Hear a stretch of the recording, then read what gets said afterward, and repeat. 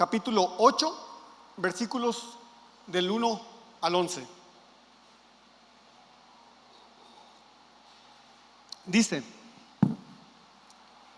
y Jesús se fue al monte de los olivos. Este versículo parece como que debiera estar en el capítulo anterior, por cierto. Pero bueno, aquí dice: Jesús se fue al monte de los olivos y por la mañana volvió al templo y todo el pueblo vino a él. Digan conmigo: templo. Y todo el mundo y todo el pueblo vino a él. Y sentado él, les enseñaba. Entonces los escribas y los fariseos le trajeron a una mujer sorprendida en adulterio y poniéndola en medio, le dijeron: Maestro, esta mujer ha sido sorprendida en el acto mismo de adulterio. Y en la ley nos mandó Moisés apedrear a tales mujeres. ¿Tú pues qué dices? Mas esto decían tentándole para poder acusarle. ¿Me pueden bajar los monitores otra vez, por favor? Pero Jesús, inclinado hacia el suelo, escribía en tierra con el dedo.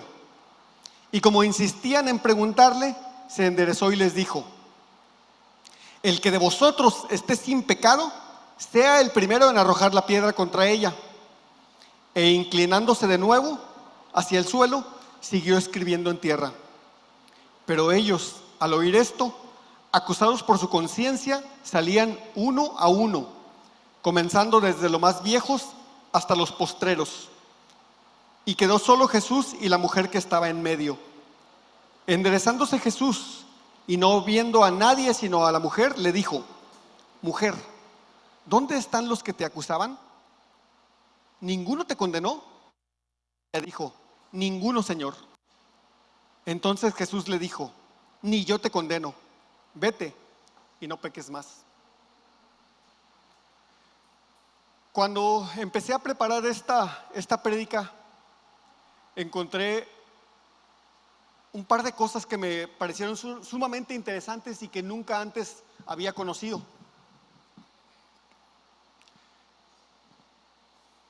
Una de las cosas que sí había visto es que esta historia no se repite en ninguno de los otros evangelios. ¿Cuántos evangelios tenemos?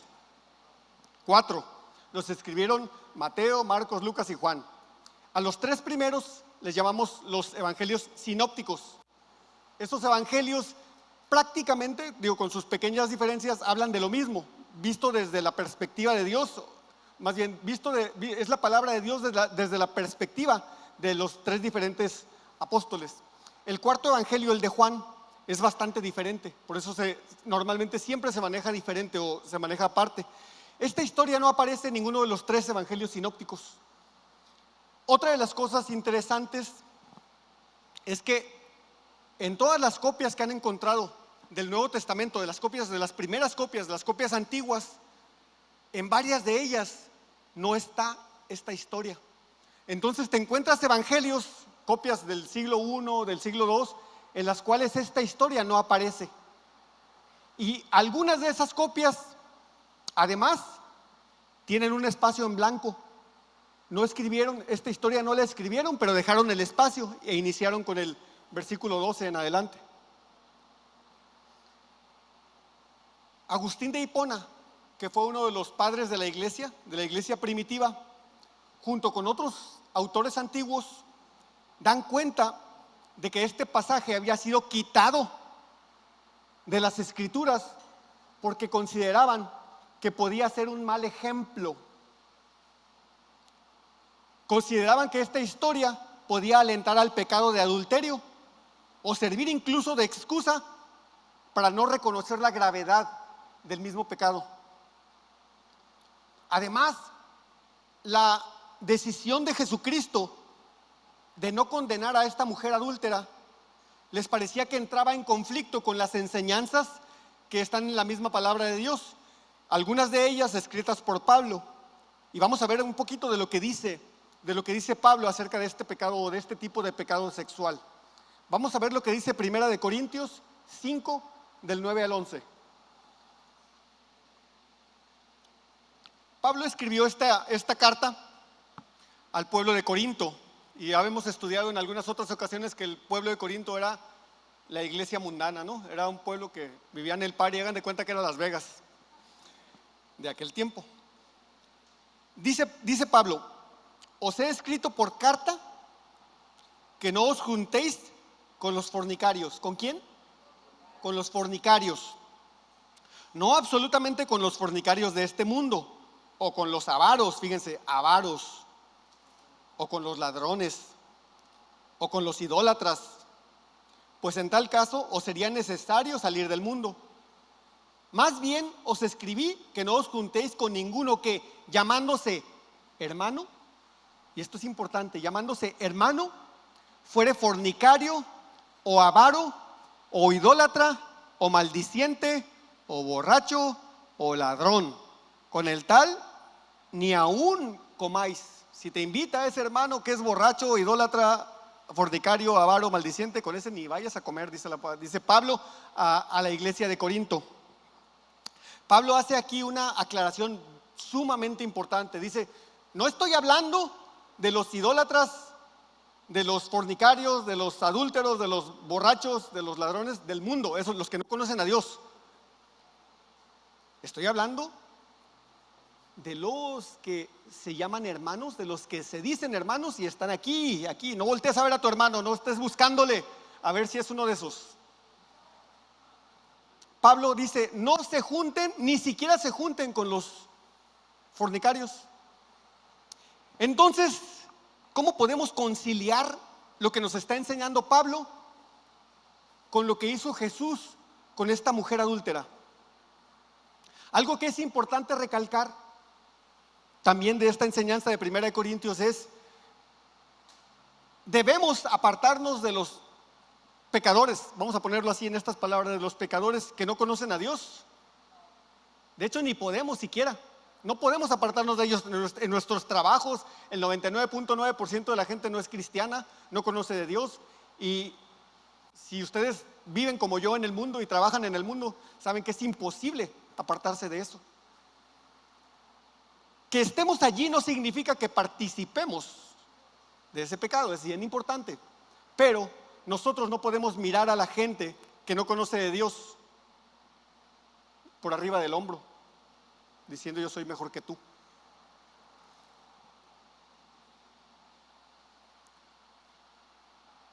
Hay otra cosa que es importante que podamos entender, que el Espíritu nos revele. Nosotros naturalmente tendemos a clasificar los pecados en grandototes y chiquititos. Y generalmente los míos son los chiquititos, ¿verdad? Decimos: este es un hombre adúltero, no te juntes con él. Pero ¿qué tal de los otros pecados que dice Pablo? Avaro. ¿Quién es un avaro? Es una persona que compulsivamente busca generar riqueza para acumular y acumular y acumular, y no tiene la capacidad de compartir la riqueza que Dios le ha dado con otras personas. ¿Alguna vez hemos caído nosotros en avaricia? Ahí lo dejo, no me contestes. Idolatría. La idolatría no solamente significa tener a tu virgencita o a tu santito de piedra en tu casa. No, hay muchos tipos de idolatría. Maldicientes, que se nos salen de repente palabrillas que no deberíamos de decir. Dice Pablo: no se junten con este tipo de gente. Y Pablo pone en el mismo nivel de pecado el robar algo, el tomar algo que no es tuyo, por ejemplo. Y tú pudieras decir: bueno, es que ahí estaba tirado y me lo encontré y pues me lo encontré. Pero ¿qué tal si está desbloqueado y tiene un nombre? Ahí lo dejamos. De hecho, fíjense, las iglesias primitivas establecieron una severa penitencia para aquellos que cometían pecados sexuales. Y eran especialmente duros con este tipo de pecado.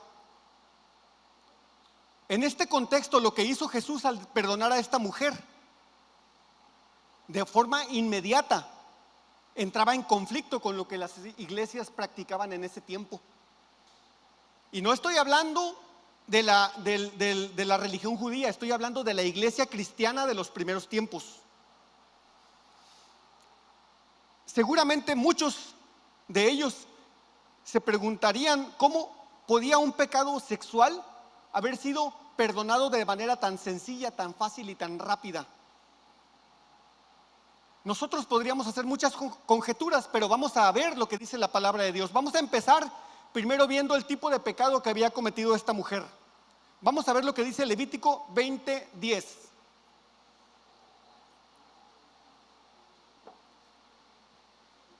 Levítico 20:10 dice: si un hombre cometiera adulterio con la mujer de su prójimo, el adúltero y la adúltera indefectiblemente serán muertos. Es interesante, triste, notar que si vemos que la historia nos dice que la mujer había sido atrapada o pescada en el acto mismo del adulterio, tenía que haber habido un hombre allí, en ese lugar, en ese mismo momento. Pero ¿a quién llevaron delante de Jesús? A la mujer. ¿Y el hombre? ¿Qué pasó con el hombre? ¿Dónde estaba? La historia no nos lo dice. Otra cosa que dice ahí, lo que leíamos en Juan 8, le dicen los fariseos y los escribas: Moisés nos mandó apedrear a tales mujeres, dice. De manera que los escribas y fariseos estaban sesgando la ley y tomando solamente la parte que ellos querían. Y estaban además torciéndola, porque para empezar en Levítico no decía que tenían que morir de la forma de apedreamiento, decía que tenían que morir los dos. Y ellos estaban sesgando para solamente buscar castigar a la mujer, pero de hecho ni siquiera era lo que estaban buscando. Ahorita vamos a ver un poquito más. Con mucha frecuencia, la sociedad ha aplicado diferentes o distintos niveles de severidad en los castigos que aplican a las personas que cometen pecado sexual. Generalmente, cuando es un hombre o era un hombre el que cometía el pecado sexual, la justicia que se aplicaba no era tan severa como la justicia que se aplicaba a una mujer que había cometido pecado sexual. Desde allí estaban pervirtiendo la justicia de Dios. De hecho, y hombres de Dios que trabajan y viven en el mundo, díganme si no es cierto, ¿cuántos hombres se jactan de cometer pecado sexual? Van y se juntan con sus amigos y le dicen: y este fin de semana hice esto, hice lo otro. O sea, en lugar de sentir arrepentimiento, lo platican con orgullo de lo que hicieron. Pero no sea una mujer la que comete pecado sexual, porque nosotros apedreamos con las manos y con la boca y con todo, con los pensamientos inclusive. La justicia de los hombres es tremendamente injusta. Y fíjense, estoy hablando, la justicia es injusta porque no la aplicamos de la misma forma unos con otros o unos a otros.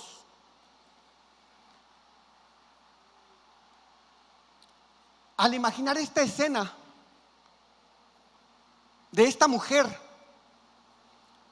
no podemos menos que horrorizarnos. Imagínense ustedes, ¿dónde estaba Jesús enseñando? En el templo. Jesús estaba enseñando en el templo. Imagínense que Jesús está aquí, está hablando de la palabra de Dios, y de repente se empieza a escuchar un ruidajo allá en la entrada, y traen varias personas arrastrando a una mujer probablemente medio desnuda. Había sido atrapada en el acto mismo del adulterio, arrastrándola de sus pocas ropas y poniéndola aquí enfrente de todos. Imagínense ustedes esta escena. Estos religiosos no mostraban ni la más mínima misericordia ni justicia para con la mujer. El escarnio público que vivían las mujeres o las personas en aquel tiempo eran muchísimo mayores. Su vida iba a quedar marcada hasta el día que muriera ella, porque había sido atrapada en un pecado visible para todos y había sido expuesta delante del pueblo.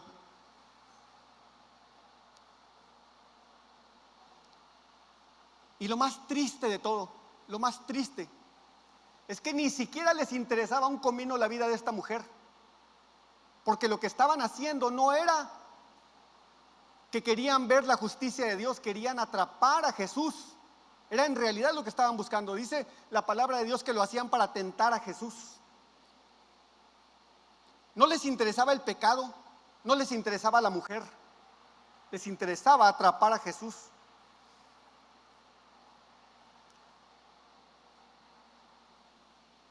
Dice Juan 8:6, mas esto decían tentándole para poder acusarle. Pero Jesús, inclinado hacia el suelo, escribía en tierra con el dedo. En aquel tiempo existía un tribunal que se dedicaba específicamente a juzgar los pecados y los problemas legales que existían en el pueblo de Israel. Ellos tenían un tribunal explícitamente establecido para juzgar ese tipo de cosas. Pero al llevar a la mujer a la presencia de Jesús, querían obligarlo a que Jesús la juzgara, siendo que Jesús no estaba en ese tiempo y en ese momento asignado como un juez. Lo que estaban buscando en realidad era ponerle una trampa a Jesús para condenar, para buscar atrapar y condenar al mismo Jesús, no a la mujer. La mujer era lo que menos les importaba. Imagínense ustedes, ¿cómo atrapas?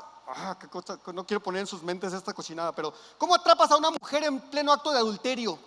Tienes que haberla estado viendo ya varias ocasiones, entra a este lugar, sale de este lugar. Esa mujer, ya ahí está. No se les ocurrió en la mañana esa situación, ya la tenían vista. Y dijeron, ¿cómo le hacemos para atrapar a Jesús? Fueron y la sacaron y la trajeron al templo.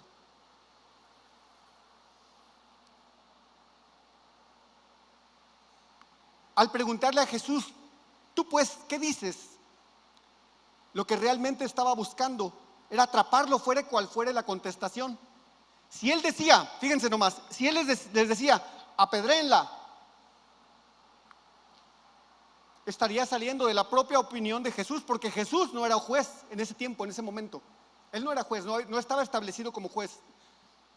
Pero si él les decía, apedréenla, entonces estaba tomando una posición de juez que no estaba asignada a él en ese tiempo. Si prohibía que la apedreasen por el otro lado, si dijera, no, déjenla, entonces estaría diciendo la ley de Moisés, yo soy más importante que la ley de Moisés, y entonces lo iban a poder acusar por un lado o por el otro. Ellos pensaban que lo iban a poder acusar. Y otra cosa más tremenda todavía, en ese tiempo el pueblo de Israel estaba dominado por el imperio romano. Cuando los romanos conquistaron al pueblo de Israel, le dijeron, tus leyes no me importan, tú tienes que vivir bajo las leyes de Roma.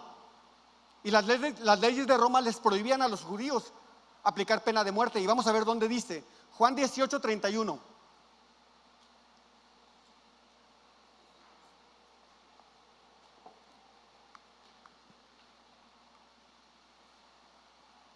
Juan 18:31 dice, entonces les dijo Pilato, tomadle vosotros y juzgadle según vuestra ley. Y los judíos le dijeron, a nosotros no nos está permitido dar muerte a nadie. Es otra historia, otro contexto, pero donde podemos observar que en realidad los judíos pensaron ellos que habían encontrado la trampa maestra para atrapar a Jesús. Dijeron, por un lado, si dice apedréenla, para empezar él no es juez y entonces se va a poner contra el imperio romano. Y nosotros la matamos. ¿Y por qué la mataron? Él nos dijo. Y por el otro lado, si la perdonaba, entonces estaría invalidando la ley Jesucristo y diría, mira, este no respeta la ley de Dios. La única excepción que los romanos permitían en aquel tiempo para aplicar la pena de muerte para el pueblo de Israel era violación del templo. Parecía que los escribas y fariseos habían preparado esta trampa, pero con mucha precisión. Dijeron, ya la hicimos, ya no hay manera de que Jesús escape de esta, lo vamos a atrapar. Dijera lo que dijera, ellos tendrían la ocasión para acusarlo. Pero ignoraban que aquel a quien ellos mismos estaban tratando de atrapar era verdaderamente el Hijo de Dios.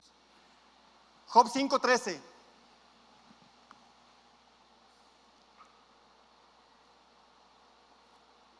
Job está hablando de Dios y dice que es el Dios que prende a los sabios en la astucia de ellos y frustra los designios de los perversos.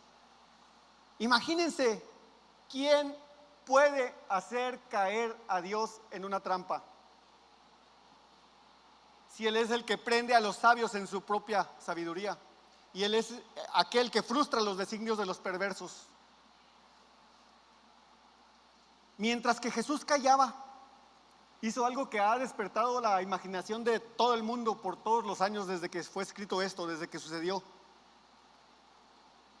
Y lo que dice Juan 8:6 dice: pero Jesús, inclinándose hacia el suelo, escribía en tierra con el dedo. Esta es la única ocasión en la cual se describe a Jesús escribiendo algo. Buscan en la palabra de Dios y no van a encontrar a Jesús escribiendo algo más que aquí, en esta historia.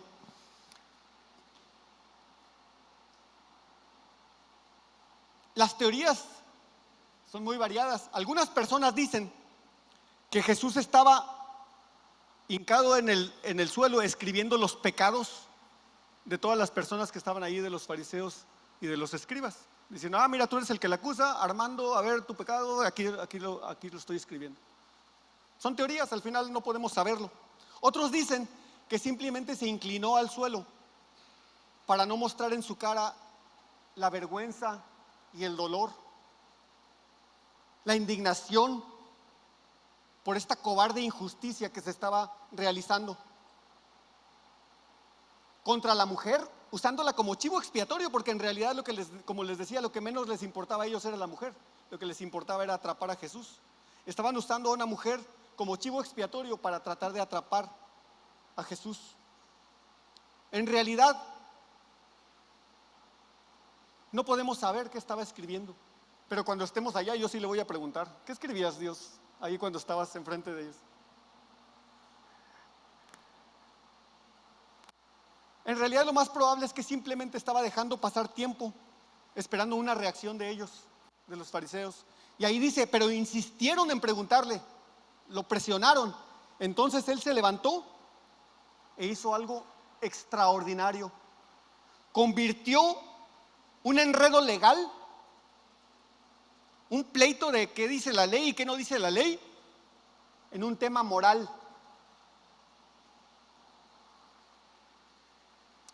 Los judíos de aquel tiempo siempre invocaban la ley pensando en aplicársela al vecino de al lado. Nunca pensaban en aplicarse la ley a ellos mismos. Nunca se colocaban bajo la autoridad de la ley. El Señor Jesús los obligó a examinar su propio corazón. Y algo que es importante recalcar: con la respuesta de Jesús, Él no dijo que la mujer no hubiera cometido pecado. Él no dijo que la transgresión de la mujer fuera pequeña. Lo que hizo fue en realidad recordar que no eran ellos, que no eran los fariseos y los escribas quienes pudieran formular un cargo contra ella, porque los móviles o las razones que los movían a ellos no eran razones rectas, y las vidas mismas de ellos distaban mucho de ser puras.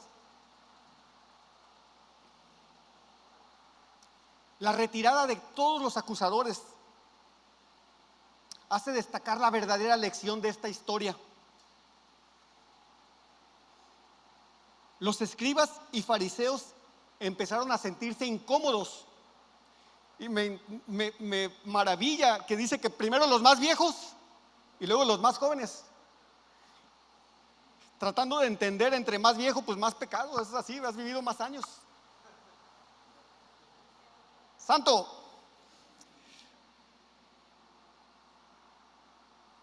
Ellos no soportaron permanecer por más tiempo con la conciencia al descubierto ante la luz de Cristo. ¿A cuántos les ha pasado que entras, por ejemplo, en pleno verano, entras a un cuarto oscuro, prendes la luz y ves un cucarachero salir corriendo para todos lados a esconderse? No es que ellos se hubieran arrepentido del pecado, sino que la confrontación contra la luz los hacía huir. Ellos no se habían arrepentido. En realidad estaban huyendo de esa luz que estaba sobre de ellos, la luz de Jesús, y que los hacía sentir incómodos.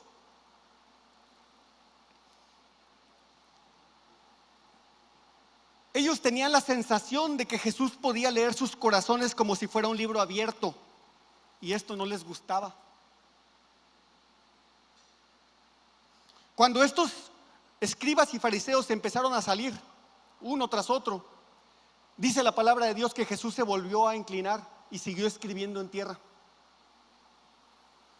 No sabemos tampoco por qué lo hizo, pero una posible razón es: ya no te voy a avergonzar más, vete, ya no te voy a estar viendo a los ojos cuando te vayas.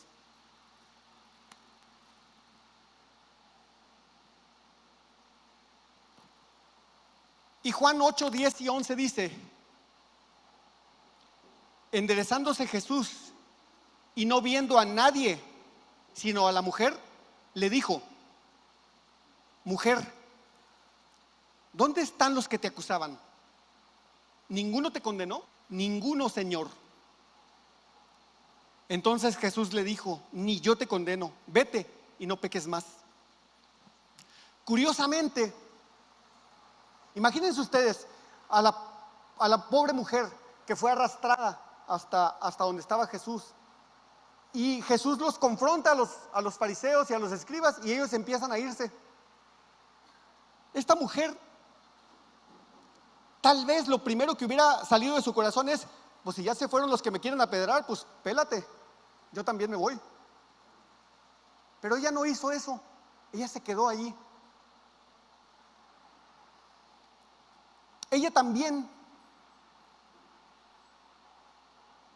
probablemente estaba temblando, esperando saber qué decisión iba a tomar Jesús con ella.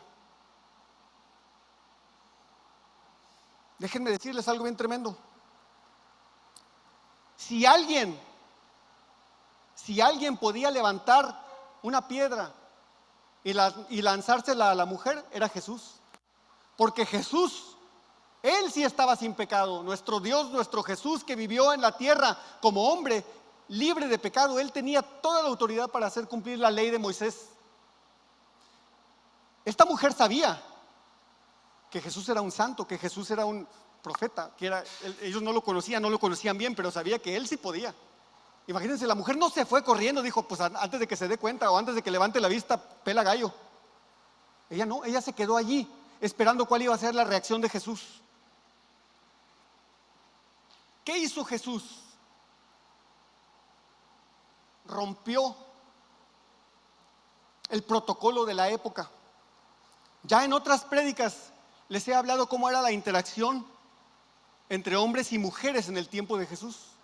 Un hombre nunca hablaba con una mujer en la calle, solamente hablaba con las mujeres de su casa en su casa. Y aquí en medio del templo Jesús le habla a una mujer y le dice: mujer, ¿dónde están los que te acusaban? Esta mujer había perdido su reputación allí en ese lugar, en ese momento. Era una mujer que a vista, a ojos del pueblo, iba a quedar marcada de por vida. Estaba marcada de por vida a ojos de los hombres. Jesús, nuestro Dios perfecto, nuestro Dios sin pecado, habla con la mujer y le dice: ¿dónde están los que te acusaban? Qué ternura, qué misericordia de nuestro Dios. Esta mujer, que estaba consciente de que era pecadora, había sido atrapada en el acto mismo, le responde a Jesús: ninguno, Señor, reconociéndolo como Señor. Esta mujer descubrió allí, en ese momento, que con Jesús hay perdón de los pecados, hay perdón para los pecadores, hay buenas nuevas para todos y cada uno de nosotros. Pronto se iba a dar cuenta que también Dios dijo a Moisés, antes de recibir la ley por segunda vez, ¿se acuerdan que se enojó Moisés y que rompió las tablas y luego Dios le dio otras? En esta historia podemos ver en Éxodo 34:6 a nuestro Dios verdadero. Éxodo 34:6 es algo que los fariseos convenientemente siempre olvidaban.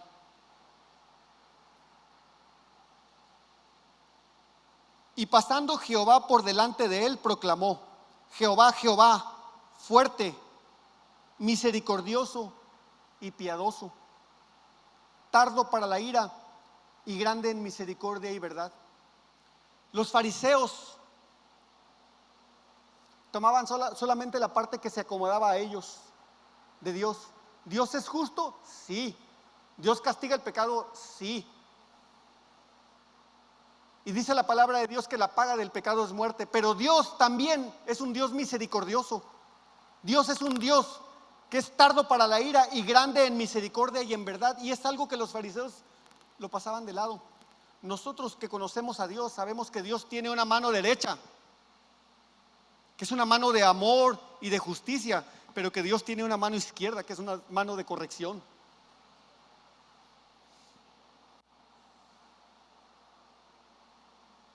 La mujer no presentó alguna excusa para su pecado. No intentó justificarse. Imagínense la mujer después de que Jesús le dijo: eres perdonada. Ella podría levantarse: mira, estos están peores que yo. Ella no hizo eso, sabiendo que todos habían sido confrontados contra su pecado y se fueron. Le dijeron: pues no soy tan peor, soy igual que todos los demás. Ella no dijo eso. Ella aceptó que había cometido un pecado y sabía de sobra que ella era culpable. Su conciencia también había actuado en ella de manera poderosa. Jesús no necesitó condenarla. Jesús tampoco la avergonzó. No la avergonzó más. Ya bastante había sufrido esta mujer con haber sido arrastrada hasta el medio del templo.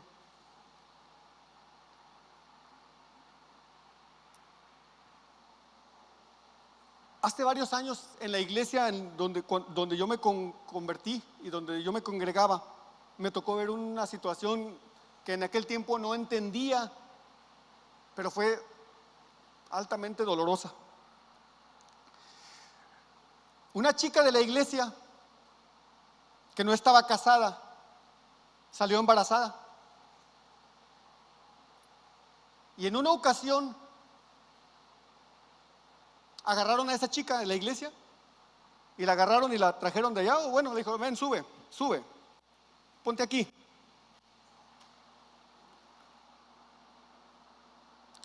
En lo más alto, donde todos te vean. Y le hicieron pedir perdón a la iglesia por el pecado de fornicación en que había caído.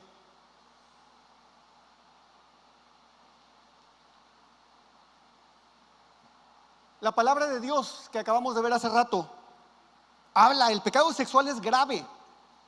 Es grave. Pero la borrachera es igual de grave. La avaricia es igual de grave. Nos tendríamos que haber venido todos para acá enfrente. Y sin misericordia y sin amor exponemos a la gente que comete pecado, cuando el Espíritu Santo debería estar confrontándonos a nosotros contra nuestro propio pecado.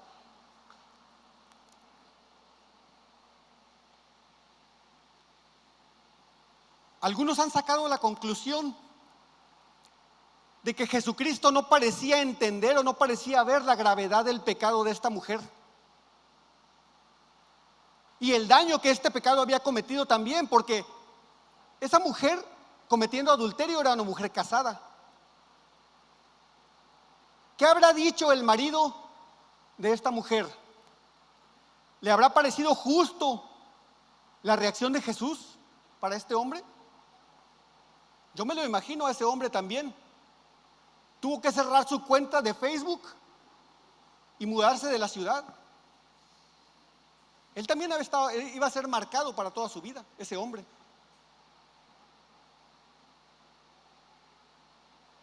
No debemos suponer que cuando Jesús se mostró misericordioso con esta mujer, lo hizo ignorando la justicia. Dios es amor, pero Dios es justicia también. Y Jesús no estaba ignorando la justicia de Dios. Aquí llegamos al punto fundamental del pasaje. ¿Cuánto le costó a Jesús el perdonar a esa mujer? Vamos a verlo, la palabra de Dios nos habla. Isaías 53:5.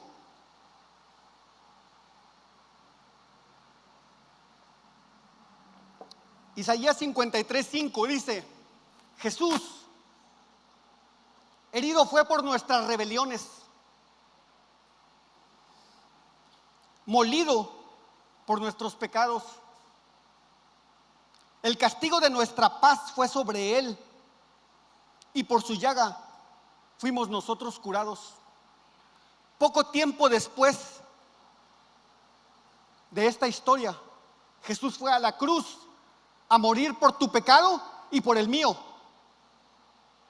Y déjame decirte lo más hermoso, es que no solamente murió por tu pecado pasado, murió por tu pecado presente y murió por tu pecado futuro. Jesús no es indiferente al pecado. Inmediatamente después de que le dijo a la mujer que él no la condenaba, le advirtió que tenía que abandonar su vida pecaminosa. Le dijo: vete y no peques más. La misericordia de Dios no nos da licencia para pecar, no nos da licencia para seguir pecando. El perdón gratuito que nos da Jesús no debe ser interpretado como una licencia, como un permiso para seguir pecando. Nosotros, los que hemos nacido de nuevo, tenemos al Espíritu Santo morando en nuestras vidas, en nuestros corazones. Nosotros tenemos poder para vencer el pecado. ¿Y vamos a dejar de pecar? No. Nuestra carne tiene que morir cada día, pero no va muerto completamente hasta el día que nos entierren.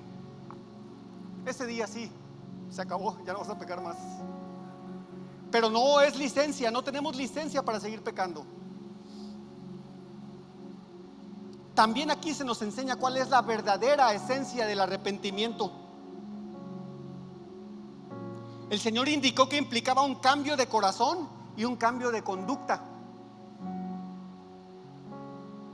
Cuando una persona verdaderamente se arrepiente de un pecado, se aparta de él. Es bien diferente, muy diferente. Cuando tú te arrepientes a cuando solamente te mueve la vergüenza porque te atraparon. Cuando lo que te mueve por el pecado es la vergüenza porque te atraparon, te aseguro que vas a caer nuevamente. Porque no hay un verdadero arrepentimiento, no hay un entendimiento de que has faltado contra Dios y faltado contra tu hermano, tu esposa, tu esposo. Las personas verdaderamente arrepentidas dejan de vivir en las tinieblas y comienzan a andar en la luz de Jesús.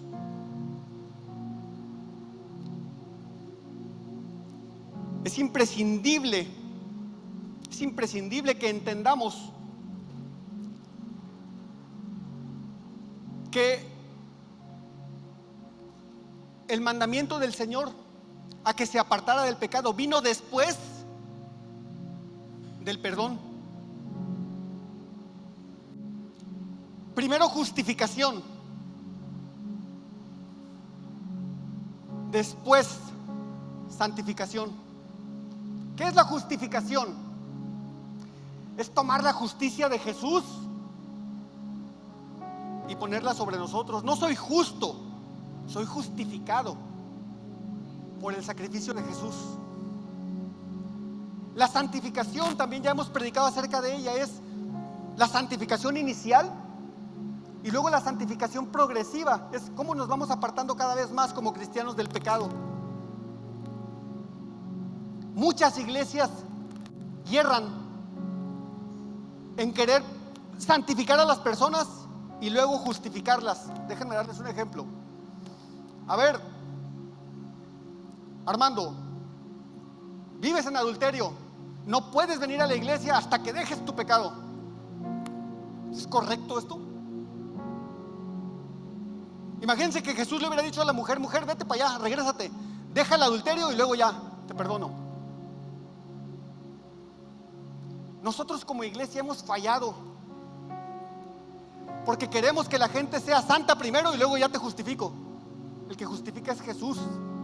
Y la santificación sí viene como parte de la enseñanza de la iglesia. Enseñamos, aprendemos, nos ayudamos a ser cada vez más santos, más apartados para Dios.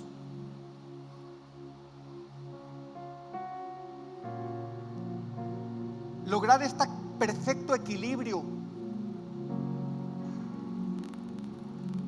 entre la justicia y la compasión no es fácil. Pero tenemos el ejemplo claro, profundo, tremendo de Jesús. El pecado propio normalmente ciega nuestras faltas, mientras nos agudiza para encontrar el pecado de nuestros hermanos. ¿Por qué? Porque nos ayuda a justificarnos a nosotros. Ah, mira, él es más pecador que yo, entonces yo estoy bien y él está mal. No. No. En realidad, aquí lo único que importa no es mi justicia. Dice la palabra de Dios que mis justicias son como trapos de inmundicia. Una vez les dije que es un trapo de inmundicia, pero búsquenlo mejor.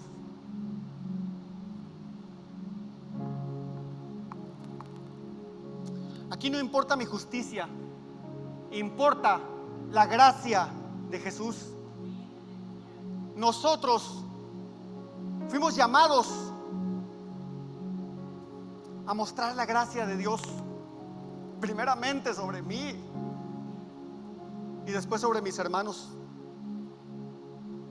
Hemos cometido graves errores como iglesia porque nos vestimos de fariseos, nos vestimos de escribas.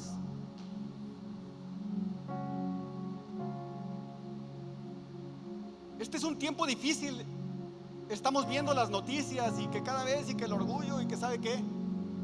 ¿Y qué tenemos que ir? Y hacer también desfiles y romperle sus banderas y decirle: estás mal y te vas a ir al infierno. O tenemos que decirles: Dios te ama. Y la limpieza del corazón va a empezar el día que ellos reciban a Jesús. No podemos cambiarlos. De hecho, ni siquiera fuimos llamados a cambiarlos. Fuimos llamados a predicar el evangelio. Y las buenas nuevas son estas: que Jesús murió por ti y por mí. Esas son las buenas nuevas. Y eso es lo que nosotros tenemos que ir a decirle a la gente. Del pecado Dios se encarga. El Espíritu Santo, cuando viene a morar en él, los va a redarguir, les va a enseñar. Nosotros fuimos llamados a predicar el evangelio, las buenas nuevas de salvación. Y no es complicado, además. No tienes que hacer un rito especial y venir, hincarte aquí y pedir perdón. No. Dios es tan tremendo, tan hermoso. Si se fijan ustedes, esta mujer no expresó recibir a Jesús. No lo expresó, no está escrito allí. ¿Lo hizo en su corazón? Yo pienso que sí. No lo dice. Y en esta mañana, si hay una sola persona, que no haya conocido la misericordia y el amor y el perdón de Dios, este es el momento. No te voy a pedir que levantes la mano, no. Ni te voy a pedir que vengas y ores aquí, tampoco. Esto es algo entre tú y Dios. Solamente Dios conoce tu pecado. Yo me lo trato de imaginar, pero no puedo. A ver, ¿qué pecado tendrá hoy este día? A ver, no fui llamado a eso. Sí fui llamado, una vez más, a decirle a la gente: Dios te ama, Dios te perdona, tu problema tiene solución, y la solución se llama Jesús. Y hoy en esta mañana te digo, si hay una sola persona que no ha recibido a Jesús en tu corazón, este es el día. Ponte a cuentas con Él, pídele que te perdone, pídele que escriba tu nombre en el libro de la vida, y el Espíritu Santo va a venir a morar en ti y te va a hacer una nueva persona, vas a ser nuevo, transformado, hecho nueva criatura. Y si tú ya eres cristiano, conoces a Dios, y se ha apoderado de ti un espíritu de fariseísmo y de escribanismo, no sé si se llama así, pídele a Dios que te perdone también, porque no estamos llamados a juzgar, estamos llamados a amar, cuán difícil sea eso. Vamos a ponernos de pie y vamos a dar gracias a nuestro Dios.